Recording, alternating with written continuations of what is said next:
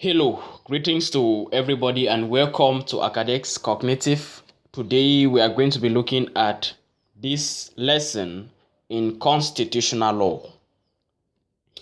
So this particular day is going to be an international day because we are going to be looking at concepts that affect not just Cameroon but the world as a whole. We're going to be looking at the most important topic in constitutional law, which constitute the principle of separation of power. So I will be asking you to pay attention so as to understand all that I will be saying in today's lesson. All right, I am Sir Godwill Yakum, and I will be saying a lot of things which will be very important for your public concours. And by the end of this lesson, you are supposed to know what exactly the principle of separation of power is all about. You are supposed to understand the importance of the separation of power. You are supposed to be able to outline the modern conception of the principle of separation of power. You are supposed to be able to give the three fundamental principles of separation of power. And also, you should be able to look at Cameroon with an understanding of separation of power and tell us if the separation of power actually exists in Cameroon, and if yes, to what extent.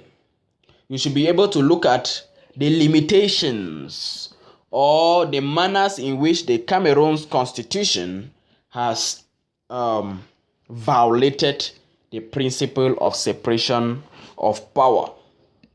So let's get started with the general introduction.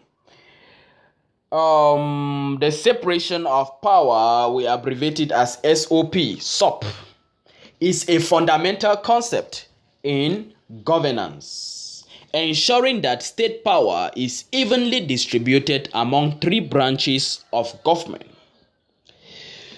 So, what is the separation of power? Simple. The separation of power is a system of government where power is distributed or divided among three state organs, namely the legislative, the executive, and the judiciary. So if someone is asking you the question of what is the separation of power, the answer will be that the separation of power is the division of state power into three state organs: the legislative, the executive, and the judiciary. So anytime we say the government, the state, anytime we talk of the state, we mean these branches of government. They are the one that form the government of Cameroon: the legislative, the executive, and the judiciary, and even on a global scale. So we're going to look at how the whole notion of the separation of power came about, and then by so doing we have to talk of what? The modern conception of the principle of separation of power. Looking at this modern conception, I'll be saying a lot of things. The first thing you need to know is that the principle of separation of power was propounded or was being established by a British philosopher known as John Locke. So it is John Locke who came up with the principle of separation of power. He proposed that state power should be divided between three state organs, namely the executive, take note, the legislative, and the federative. So why did he propose this? He said in order to fight authoritarian regimes, in order to prevent dictatorship, because absolute power corrupts absolutely. So therefore, state power should be divided between these three branches. so that the person who makes the law should not be the person who will implement the law. The person who implements the law should not be the person who is executing the law, or the person who is interpreting the law. So let someone else make the law.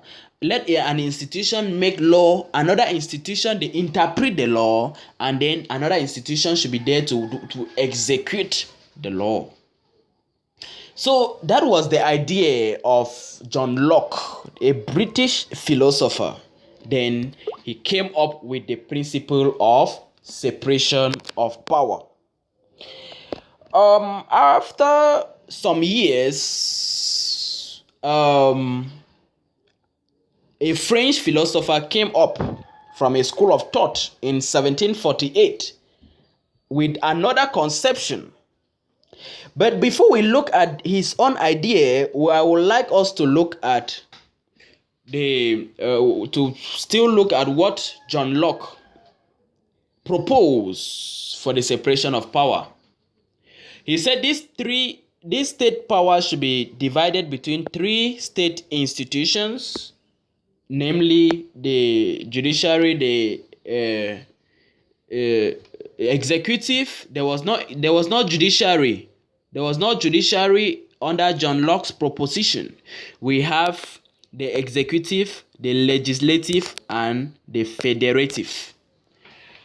Why? He said the executive should be the one to enforce the law that are made by the legislative. And we should have a federative for international relations. So this was the idea of John Locke.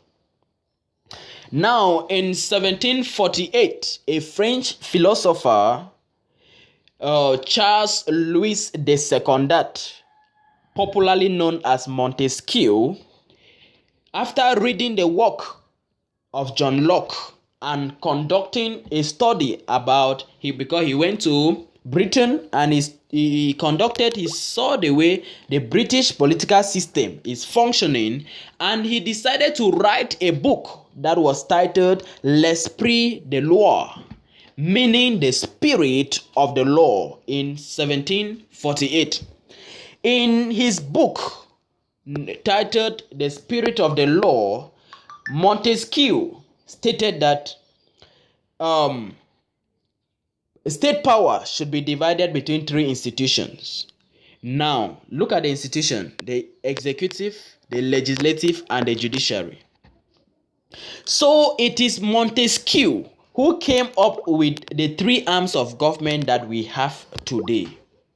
It is Montesquieu who dissolved the federative and replaced it with the judiciary. Because based on John Locke's proposition, there were the state power should be divided between three institutions, which were the executive, the legislative, and the federative. That the executive were responsible for enforcing the law, the legislative were responsible for making the law, and the federative were responsible for international relations. But Montesquieu, according to Montesquieu, Charles Louis de Secondat, the functions of the three institutions were as follows. We have the executive.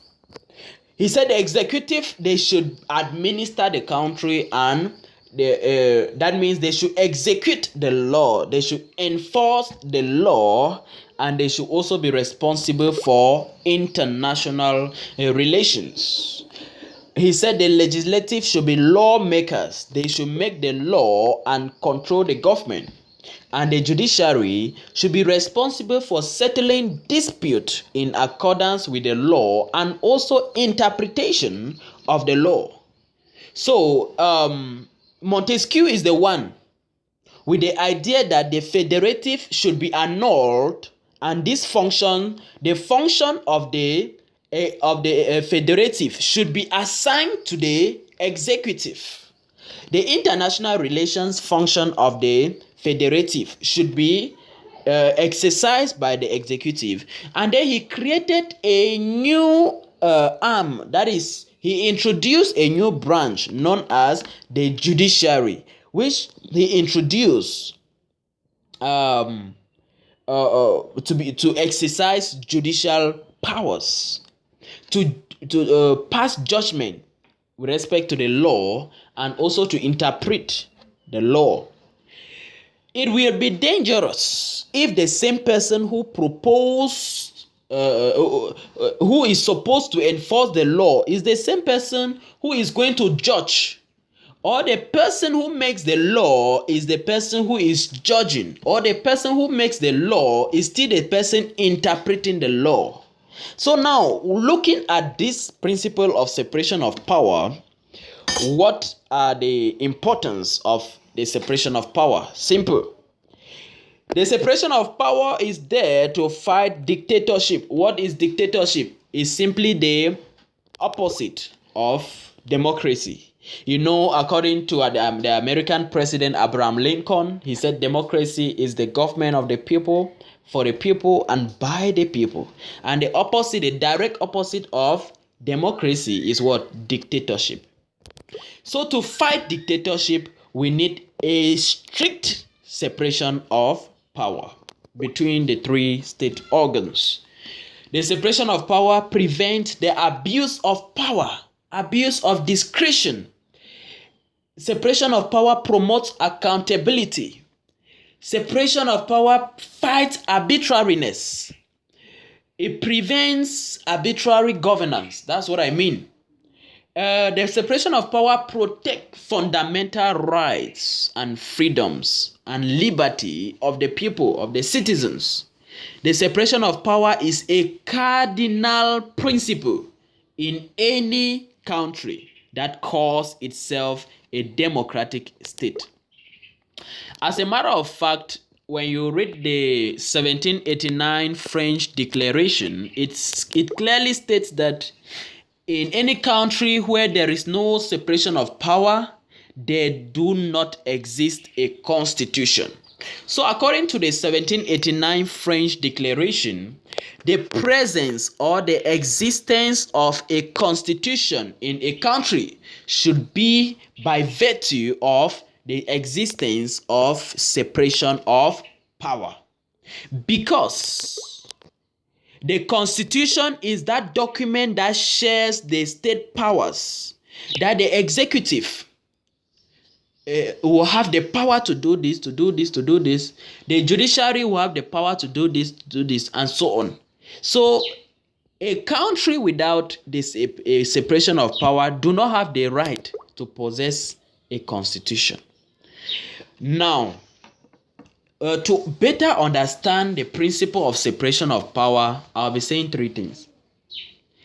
Because there are three fundamental criteria of the separation of power. These criteria include, number one, for there to be separation of power, number one, there should be the separation of what? Organs. Two, the separation of functions. And three, the system of check and balances. I'll explain. You understand very well. There are three fundamental principles of the separation of power.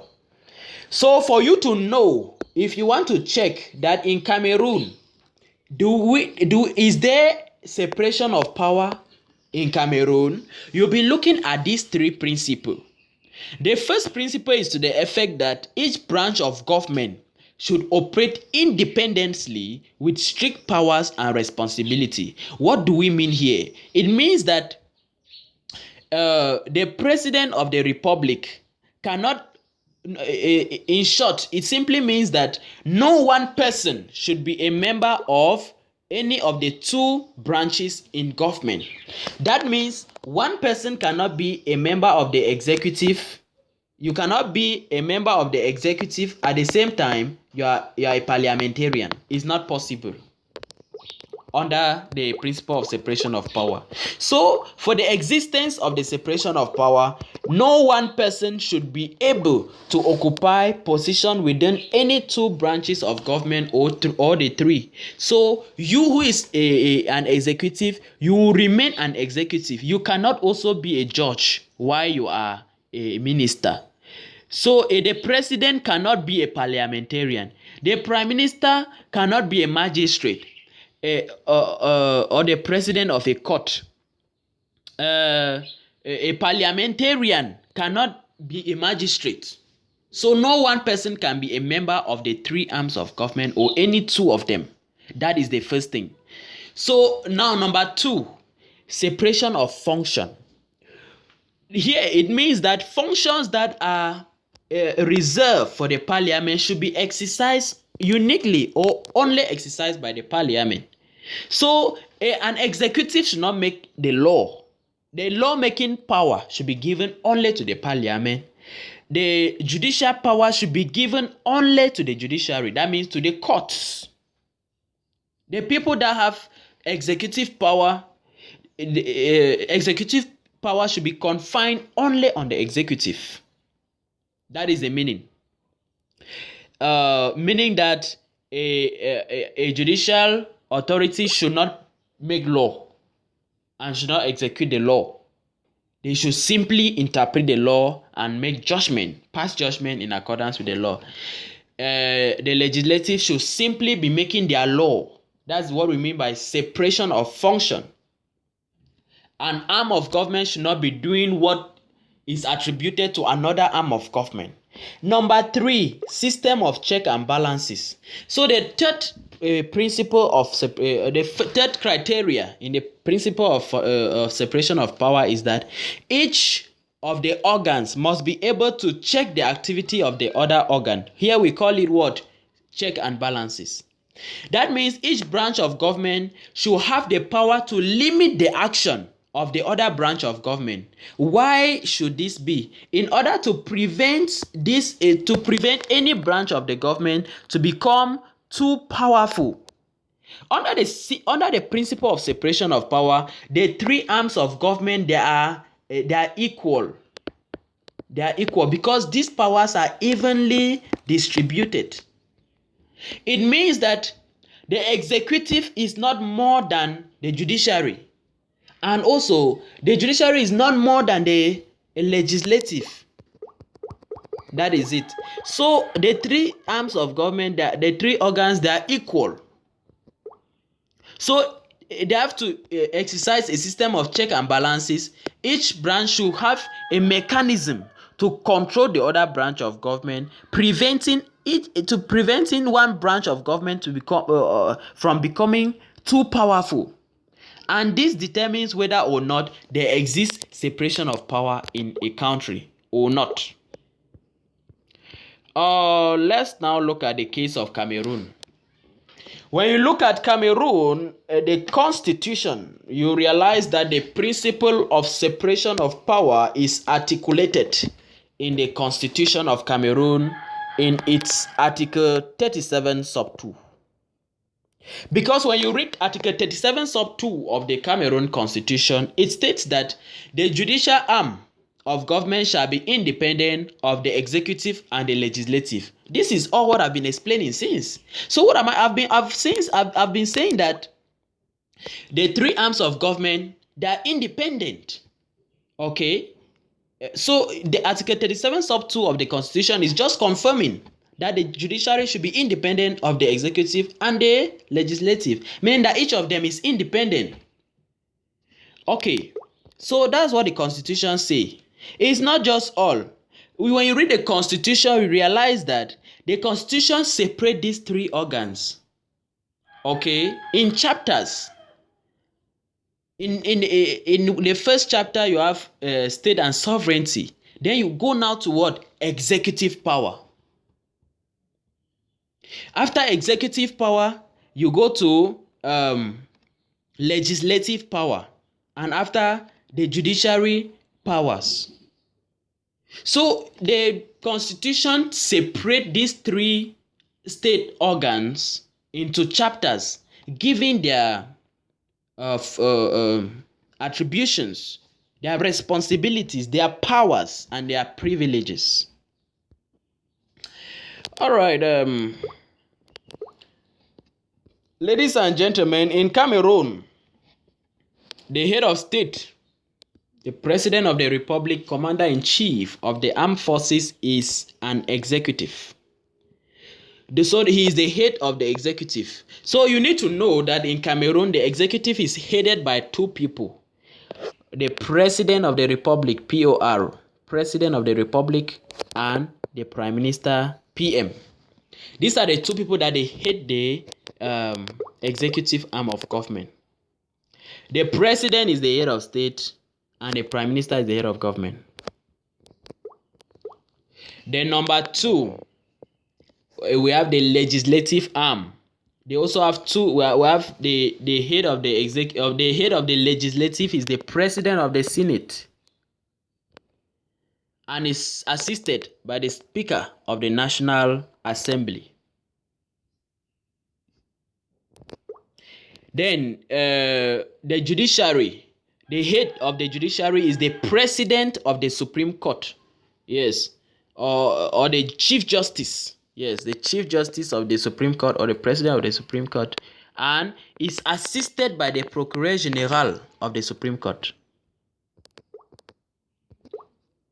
So it's just like, if you are looking at it, you have the president and his prime minister. They are heading the executive. It's not like they are heading the executive, the legislative, and no, they are supposed to head just the executive. The president of the Senate and the speaker of the National Assembly, they are heading the legislative, while the judiciary is being headed by the Chief Justice of the Supreme Court and the Procureur General of the Supreme Court. All right.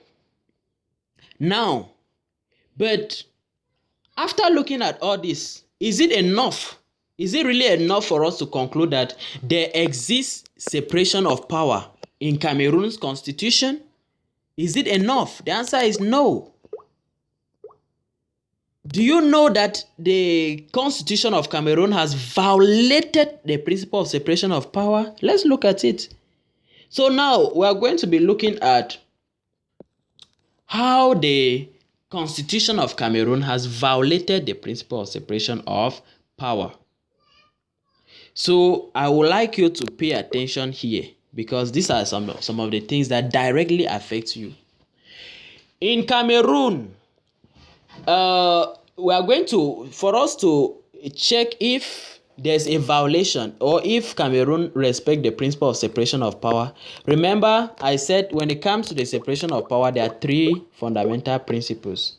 So we are going to be looking at those three principles. We are going to evaluate them, looking at the case of Cameroon.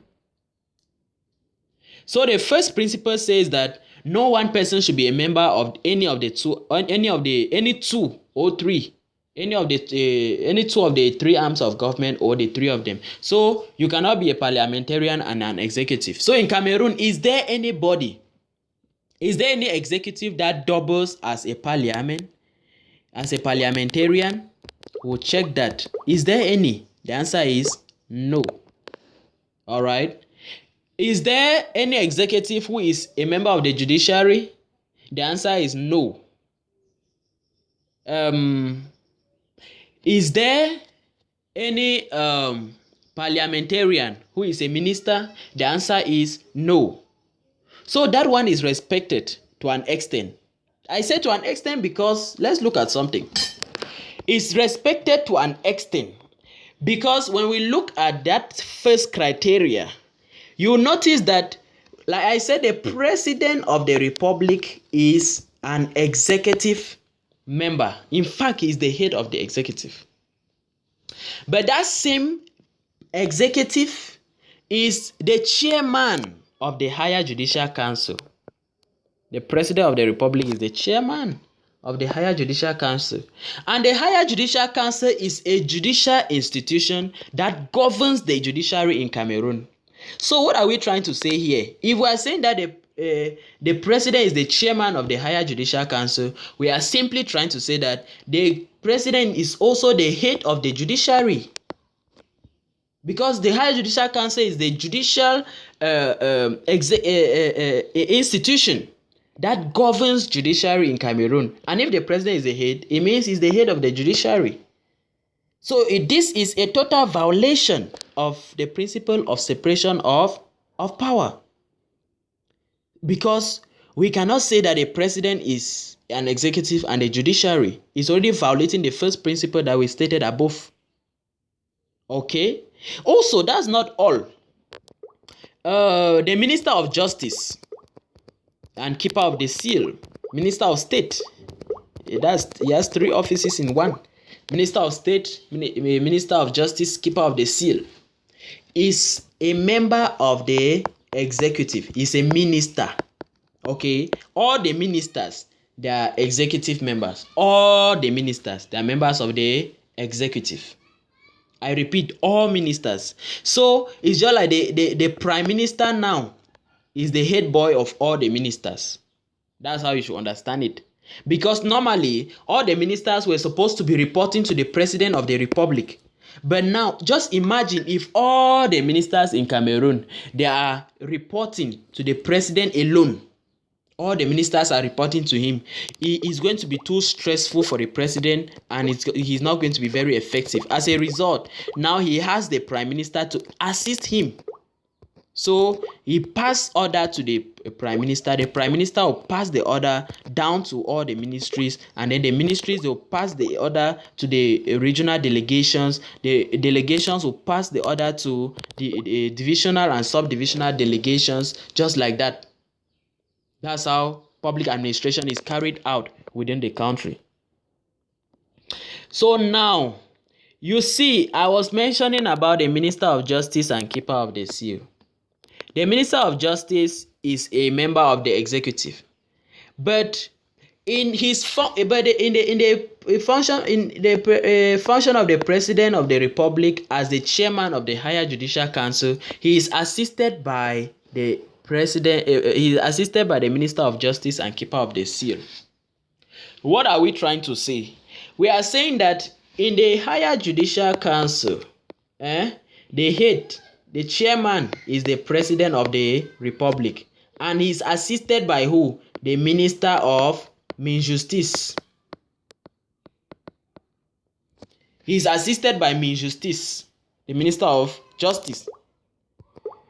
So how can we say that the highest institution within the judiciary, the Higher Judicial Council, they are the one who sit to appoint magistrates? The highest institution within the judiciary is headed by 2 executives. So it is also a total violation of the principle of separation of power. Take note about that.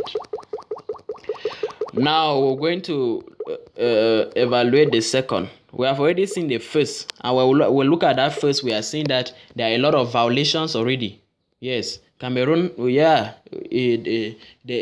have tried to an extent at the level of separation of the organs, but then it's not enough. The president is not supposed to be a member of the Higher Judicial Council. Even the Minister of Justice is not even supposed to be a member. Talk more of even being a leader there. So now, in Cameroon, let's look at. We have already looked at the separation of organ. We are seeing that Cameroon has failed there. Let's look at the separation of functions. Yes, remember I said under the principle of separation of power, the 3 criteria. We have the separation of organs, we have the separation of function. So now looking at the separation of function, I said that the functions reserved for the judiciary should be exercised only by the judiciary, same for the executive and same for the legislative. Let's check. In Cameroon, is there any judicial authority that is exercising legislative role or executive powers? Is there any? No. But now, there's a problem also at this level, because the president of the republic exercises certain levels of legislation. It is also a total violation of the principle of separation of power.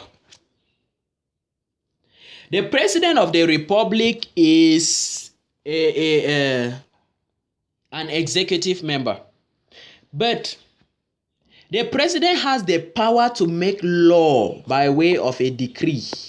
Every day you are hearing presidential decree, presidential decree. You are hearing presidential ordinances. Ordinances are laws enacted by the President of the Republic in an area that is reserved for the Parliament over a short period of time. So, if the President can make law in an area that is reserved for the Parliament, and they call it ordinance. If the President can make decree, the power to make decree is given to the President of the Republic and the Prime Minister. So the President can make a decree, presidential decree. The Prime Minister can also make a decree, and the President can now also make a law by way of ordinances. So it means that law-making power has also been given to the President and the Prime Minister, who are executive members. It is a violation of the second principle, which is the separation of what? Of function. It's not all. That's not even enough. Another part of it you need to know is that the bills that are being voted by the Parliament are being promulgated into law by the President of the Republic. So when the Parliament, when they vote laws, when they vote, it does not automatically become a law from there. Those bills, they are being promulgated into law by the President of the Republic.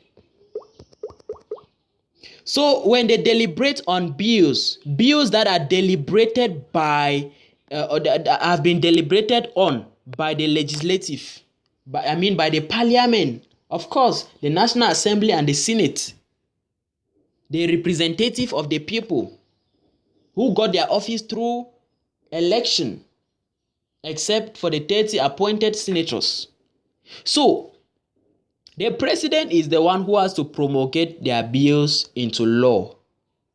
But on the contrary, the legislative power, they are supposed to be reserved only for the Parliament. So at a point in time, we don't even know if we should say that the President is also a parliamentarian or not, because he is just as if he is also the head of the Parliament or the head of the legislative.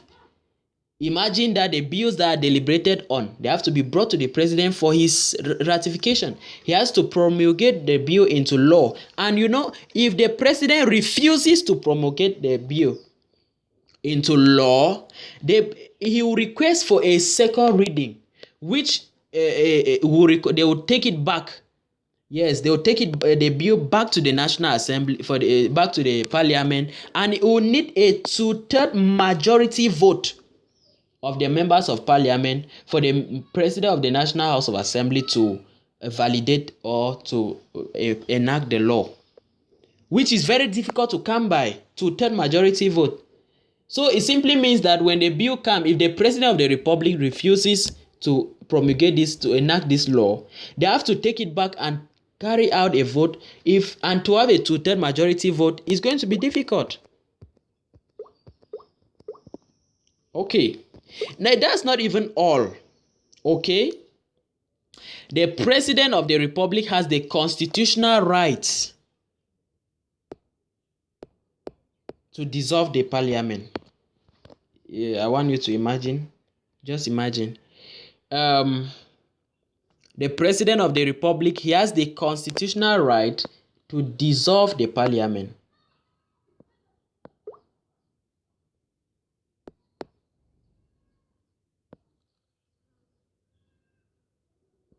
Not just that, up to 2 times in a year. He also has the power to extend their mandate or to even shorten their mandates.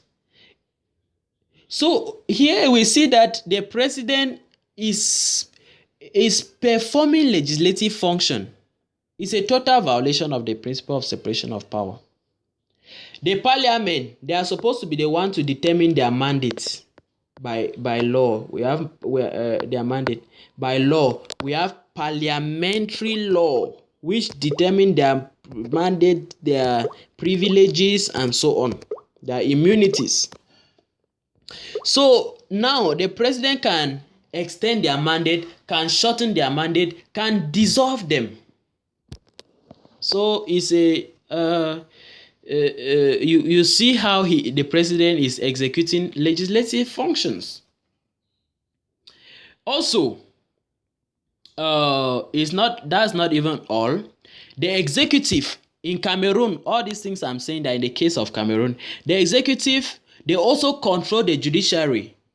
But this was supposed to be the duty of the Chief Justice of the Supreme Court and the President of the various courts, with the consent of the Higher Judicial Council.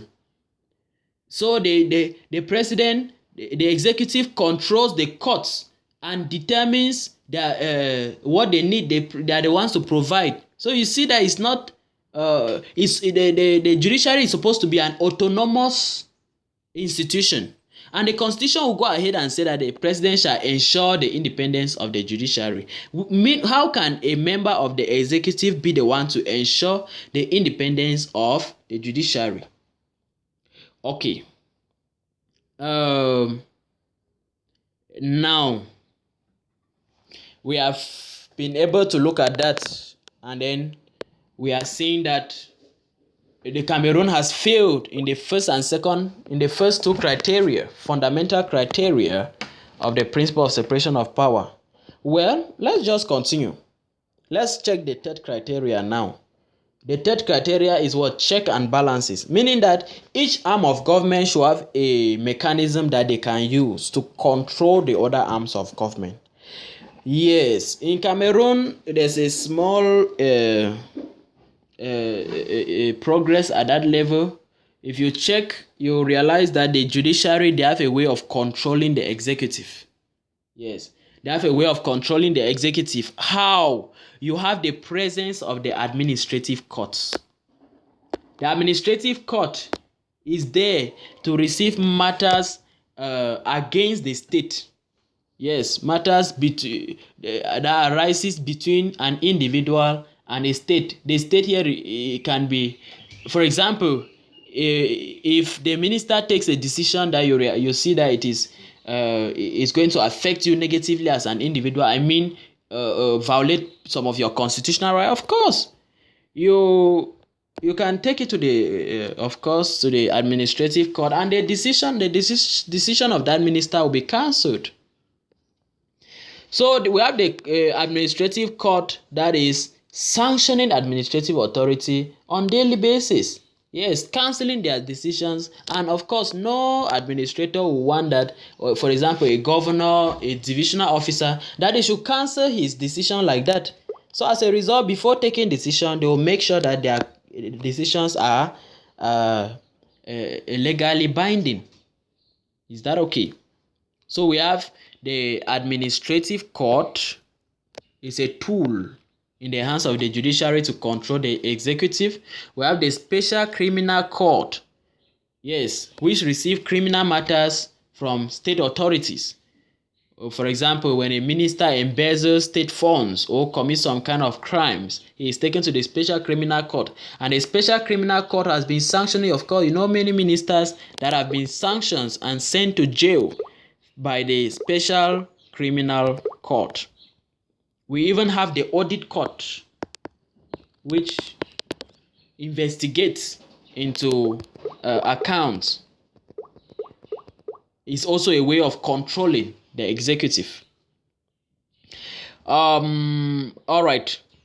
Also, we have the Constitutional Council. The Constitutional Council is an institution that was created by the 1996 Constitution, 18 January 1996. And the Constitutional Council is an institution that has the power to control the other arms of government. The Constitutional Council, they can declare parliamentary texts or government actions to be unconstitutional, and by so doing, cancelling that decision or cancelling that law. So it means that the parliament can deliberate on law, and when they deliberate on the law and the president the president before promulgating the bill into law may refer the matter to the Constitutional Council to test the constitutionality of law, and the Constitutional Council can declare that law is unconstitutional, meaning that it cannot be enacted, and they can now cancel the law or cancel if they declare a certain portion of the law unconstitutional. They can cancel that portion and so on. So you see, the Constitutional Council is a way that the judiciary also uses to control the other arms of government. All right.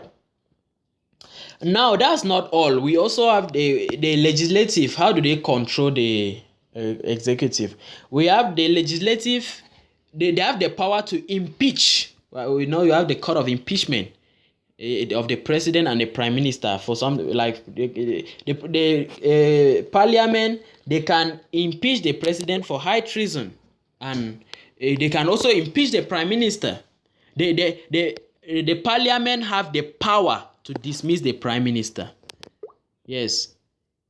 So you can see that the parliament also have the power to control the executive to an extent. So now there's a problem, or anyway, looking at the fact that the executive have the power, I call it a dangerous power, to dissolve the parliament, to extend their mandate, or to shorten their mandate. It is a kind of power that is not really good, of course. The executive, they also have the power to initiate laws, and they have the power to even refuse to promulgate bills into law. So here we are talking about check and balances. We are talking about checks and balances, meaning that the executive have a way that they can control the parliament. The executive can dissolve the parliament. If they see that the parliament are not doing well, the president can dissolve the parliament. The president can shorten their mandates. Okay, it's a way of control. He can extend their mandate. Like recently, 224, the president decided to extend the parliamentary mandates. All right. Bills can be voted by the parliament, and the president refused to promulgate the bill into law. It's also a way of controlling the parliament, and by so doing, the bill will have to go back to the parliament for a 2/3 majority vote. Yes, before the Speaker of the National Assembly can enact the law, which is very difficult to come by in a country where election has been done from different opposition parties, and oppositions are broadly represented in the parliament. So now let's go ahead to some points that you will need to know, points of general interest that will be very important for you to know them.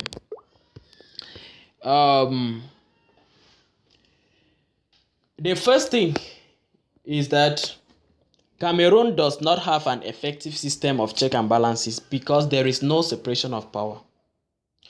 When you look at Cameroon, based on what I've said, you realize that when you check the 3 criteria, number 1, no. Number 2, no. Number 3, there is no check and balances. There's no proper or effective check and balances because, first of all, number 1 and number 2 are being violated. So there is, first of all, no separation of power in Cameroon. A lot is still to be done in Cameroon now.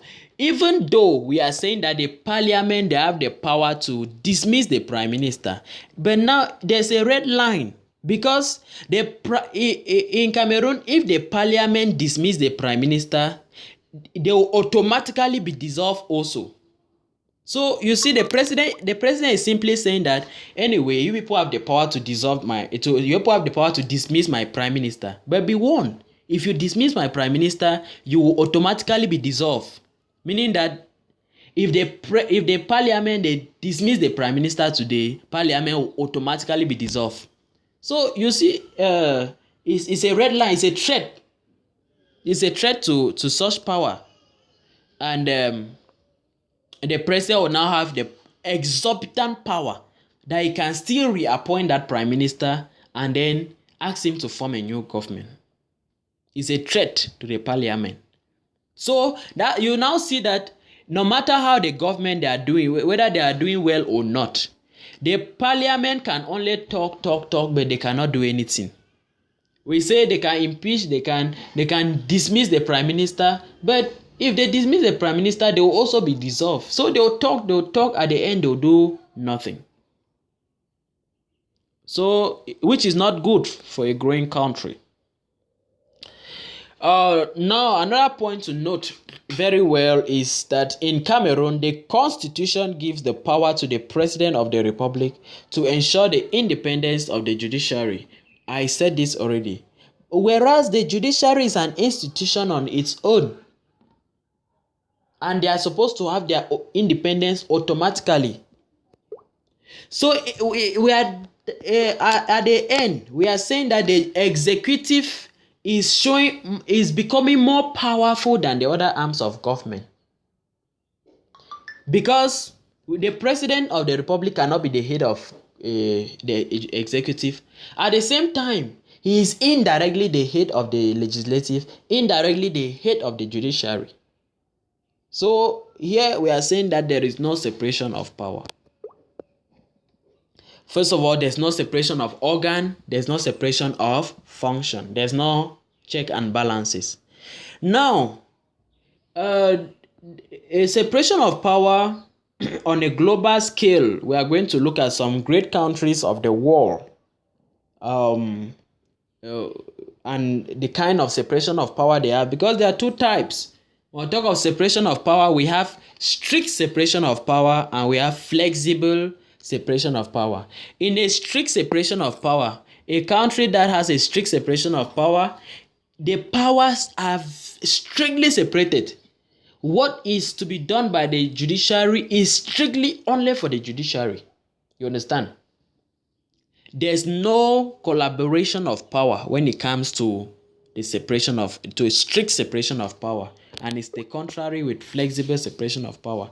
So I talk about strict separation of power, we refer to countries like the US, France, Brazil, South Africa, where there is strict separation of power between the three arms of government. But in countries like Germany, China, Britain, UK, Canada, we have a flexible separation of power. All right, ladies and gentlemen, we are going to end here for our today's lesson. And then in our next class, we are going to be looking at the various arms of government. We are going to look at the functions or the responsibilities, the powers of the executive, powers of the judiciary, powers of the legislative. Then we are going to look at the interrelationship between them. So, if you have any question from today's class, you should feel free to ask your questions in the comment section, and then we are going to review them and get back to you with appropriate answers to your questions. Continue to study, for success awaits those who study intensively. Have a nice day.